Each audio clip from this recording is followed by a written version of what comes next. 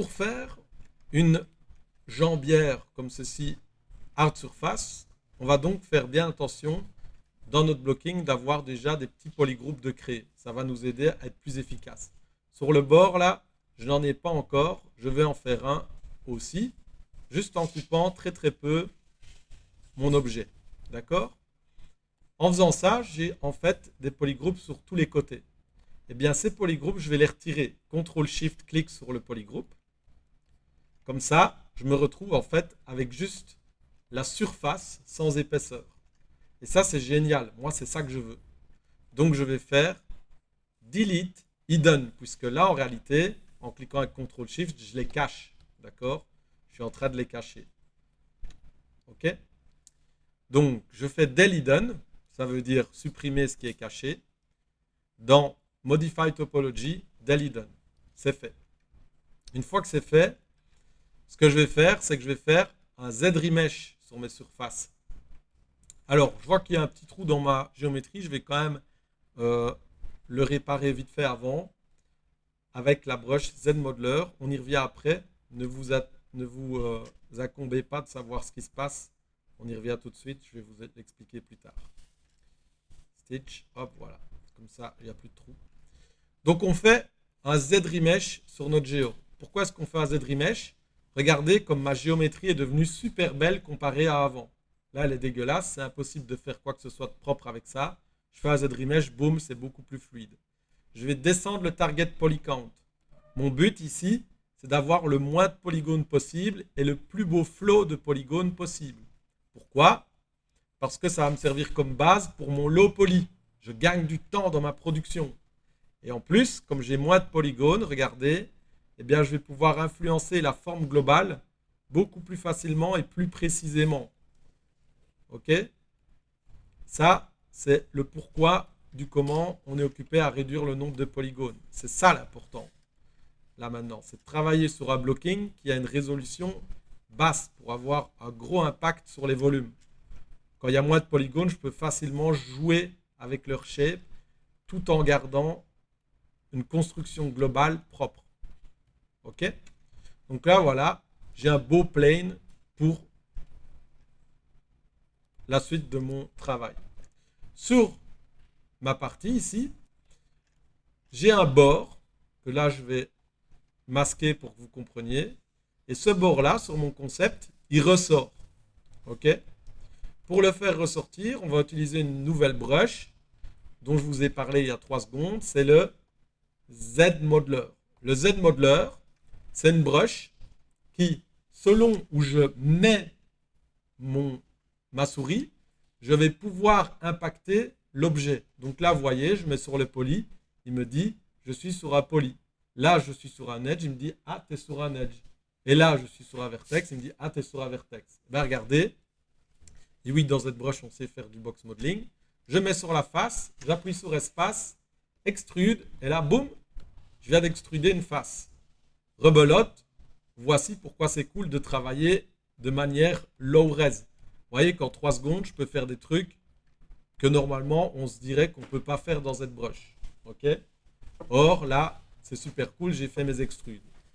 Donc, vous voyez que là, si je clique sur la face et en même temps sur espace, j'ai extrude, mais j'ai pléthore d'autres options.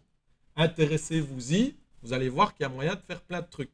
Dans mon cas, sur la première, on est en extrude, c'est ce que je veux. On est en extrude single poly. Donc dans ce cas-là, ça va juste extruder un poly. Juste pour essayer de vous montrer, je vais me mettre par exemple en extrude polyloop. Et là, qu'est-ce qui se passe? Il va extruder des loops de polygones. D'accord? Il extrude le loop selon l'endroit où la petite flèche montre. Vous voyez qu'il y a une ligne ici, juste au-dessus de ma souris. Donc là, il va extruder dans ce sens-là. Si je me mets comme ceci, il va extruder dans ce sens-là. Ok, on ne la voit pas très bien. Là, on la voit mieux. Ok, la petite ligne rouge là, tout le monde la voit. Hop, je peux extruder comme ça. Et si elle monte vers le haut, eh bien, j'extrude comme ça. Bref, donc ici, il y a moyen d'extruder plein de choses différentes. Nous, c'est single poly qui nous intéresse. Et je vais en sélectionner plusieurs avec Alt. Vous voyez que là, boum, ça me fait une sélection en blanc. Et maintenant, comme j'ai sélectionné tous ces polygones en blanc, je vais pouvoir les extruder. Ok? Du coup, j'ai fait un petit bord sur mon armure très facilement. Mais attention, quand on fait ça sans avoir d'épaisseur sur notre géométrie, vous voyez que du coup, il a fermé la forme. Et là, maintenant, je me retrouve avec juste un plane qui est connecté à une forme fermée. Et ça ne va pas. On ne doit pas avoir ça en 3D. Ça n'existe pas d'avoir une forme fermée avec un plane connecté sur un des edges comme ici. Du coup, avant de faire ça, on va être malin, on va mettre une épaisseur. Ok? Donc là, super. On a notre plane qui est posé. On aime bien sa forme. Si on a envie, on peut encore l'ajuster. Dans mon cas, on va dire que c'est bien comme ça. Et je vais mettre une épaisseur. Je vous le disais tout à l'heure, pour rajouter une épaisseur sur un plane, c'est dans Géométrie, Edge Loop, Panel Loop. Je mets tous les setups en négatif. Hop. Et je fais attention à ma thickness pour gérer l'épaisseur de l'armure que je suis en train de créer. Ok? Si elle ne me va pas, je fais un petit CTRL Z et je peux augmenter la thickness pour avoir quelque chose de plus épais. Ok? Là, comme on est sur un truc un peu cartoony, on va se faire plaisir sur les épaisseurs. Il faut que ça se voit de loin. Ok? Si quand vous faites une épaisseur et que votre perso est en pied et on ne voit même pas qu'il y a une épaisseur, c'est que c'est trop fin. D'accord? Là, vous voyez, l'épaisseur, on peut la calculer d'ici. Donc ça, c'est acceptable. Tout en sachant que je vais encore monter avec mon bord. Je peux donc réafficher que mon armure et je peux recommencer à faire mon extrude. Cette fois, ce sera bien propre exactement comme je le souhaite. Hop. Et là, j'extrude vers le haut. Ok? De la sorte, j'ai bien mon petit bord. Et en dessous, c'est bien clean. Tout est bien fermé. C'est une shape complètement propre. Vous voyez qu'en extrudant, il m'a créé automatiquement des polygroupes. On y revient. D'accord? Eh bien, ces polygroupes, ils vont être utiles pour lisser ma forme et avoir quelque chose de super clean sans me prendre la tête. C'est pour ça que je vous montre les polygroupes. Regardez, donc là, dans ce cas-ci, si je fais un lisseur by group, comme tantôt, déformation polish by group, boum, ah bah super, il me garde bien mon bord, je vois que c'est super clean, il me fait un rond et tout, donc ok, pourquoi pas, mais par contre, moi, dans mon concept, là, c'est un angle droit, c'est pas arrondi comme ça, ok? Du coup, ça veut dire qu'il faudrait que j'ai un polygroupe ici sur le bord. Alors, plutôt que de me prendre la tête, il y a une petite option un peu plus bas ici, dans l'onglet polygroupe, qui s'appelle Group by Normal. Et ça va faire des polygroupes par rapport aux angles des formes. De base, il est mis à 45. Ça tombe bien, j'ai un angle à 45 là, à 45 là. J'ai rien à faire à part cliquer dessus. Et là, qu'est-ce qu'il a fait? Il vient de me créer des polygroupes pour chacune partie de ma protection de jambe par rapport aux angles. Et si je refais un polish by group, du coup, boum, il me lisse tout de manière super clean. Et c'est comme ça que vous voyez des armures parfois un peu stylisées, qui sont super propres. C'est ça la technique. Okay, il n'y en a pas 36 millions. Les gens ne font pas de la sculpture spontanée pendant des heures avec des brushes polish, etc. C'est ça la technique. C'est on utilise des polygroupes, on utilise le polish by group quand on a des bons polygroupes, et de la sorte, on arrive à avoir une armure super clean de manière low, et on va la subdiviser avec des CTRL D pour qu'elle reste super clean. Ok? Alors, par contre, il y a un problème. Maintenant, c'est cool, je peux la lisser tout by group, j'ai mes polygroupes, mais quand je divide avec CTRL D, ça m'arrondit tout. Or, moi, j'aimerais bien que ça soit plus smooth, certes, j'aimerais bien plus de géo, mais par contre, j'ai envie de garder mes angles. Eh bien, encore une fois, par rapport au polygroupe qu'on a créé, on va pouvoir utiliser l'option Crease dans l'onglet Géométrie, ici au-dessus. Et le Crease, c'est une option qui va dire, eh bien, cet edge-là, par exemple, quand je vais subdiviser, je souhaite qu'il reste dur, qu'il reste sharp. Eh bien, dans ZBrush, on peut faire un Crease by polygroup. Du coup, easy peasy. Je règle juste la puissance du crease, je le mets à 2 ou 3 et je clique crease PG. Maintenant, si je fais CTRL D, qu'est-ce qui se passe? J'ai une armure super clean qui a gardé les angles que j'avais dessinés. Ok? Et je vais pouvoir l'utiliser comme base pour mon travail. D'accord? Et là, voilà, j'ai deux belles armures. Une fois que j'ai ça, bah, j'ai une belle base bien propre avec des belles subdivisions. Ce qui me restera de faire, c'est de m'amuser dessus avec des brushes, par exemple, comme Trim Dynamic, pour un peu casser les bords à certains endroits et venir amener un petit côté un peu plus cartoon, un petit peu plus stylisé. Ok.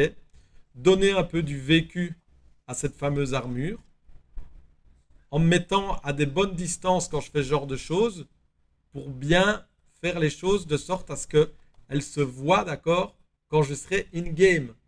N'oubliez pas que quand on va jouer à votre jeu, peu importe le jeu que vous êtes en train de faire, bah, si vous êtes en top view et qu'on voit tout le temps le perso que, comme on est en train de le voir là dans ma vue, bah, si vous faites tous vos détails collés comme ça à la pièce d'armure, ça ne se verra pas. Ok. Soyez intelligente et intelligent. Quand vous êtes occupé à faire du detail, du surface detail sur une armure, pensez bien à l'endroit final où sera votre asset. Où est-ce qu'on la verra? Dans quel type de vue? euh, À quelle proportion? Quel zoom? Est-ce que ça va être un gros plan? Est-ce qu'on va être de loin? Etc. etc. Et alors, vous voyez, je fais des cassures principalement aux endroits où il est susceptible de recevoir des coups. Ok. Là, dans le coin, techniquement, il y a peu de chances qu'il reçoive un coup à cet endroit-là. Ok. Donc, je ne vais pas aller faire des coups de masse ou quoi que ce soit là dans le coin. Ok. Je les fais sur les extérieurs, aux endroits qui sont censés arrêter des coups de hache, des coups de masse. Pour l'instant, c'est des coups de masse. Et je vais utiliser très vite la broche dame standard, réglée de la bonne manière pour faire des coups de hache. Donc je vais la faire un petit peu plus sharp. Ok. Et là, à certains endroits, voilà, je vais un peu tracer quelques lignes sur les bords. En faisant bien attention de ne pas être trop près, évidemment. Voilà, pour un petit peu casser mes shapes et proposer d'autres choses. Ce genre de détail, on peut le faire sans la symétrie, histoire d'apporter un petit peu de variation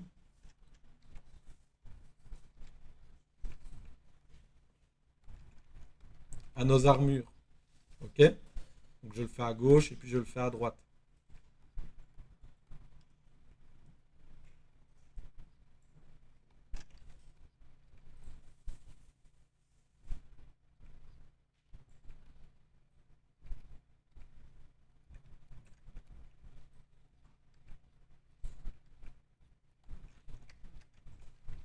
Voilà.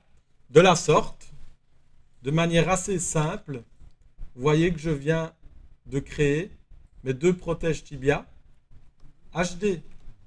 Techniquement, je pourrais encore un peu m'amuser dessus, bien sûr, mais là, j'ai deux pièces très propres qui sont prêtes à être utilisées pour le baking et le texturing de mon personnage. Ok. J'ai fait ça de manière professionnelle parce que j'ai toujours mes niveaux de subdivision. Et quand je reviens au niveau 1 de subdiv, vous voyez que j'ai toujours bien mes polygroupes et peu de polygones. Je vais donc pouvoir utiliser ce niveau 1 de subdiv pour faire mon low poly. Je vais gagner énormément de temps dans le pipeline. Ok. Et quand je reviens au niveau 6, je suis de nouveau avec tous mes détails bien visibles. Ça me permettra donc même, si je veux, de faire des modifications au niveau 1 de subdiv, principalement de shape, etc.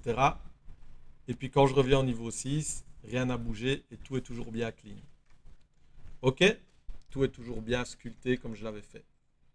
Donc voilà une des meilleures techniques selon moi pour sculpter une pièce d'armure hard surface de manière professionnelle dans ZBrush.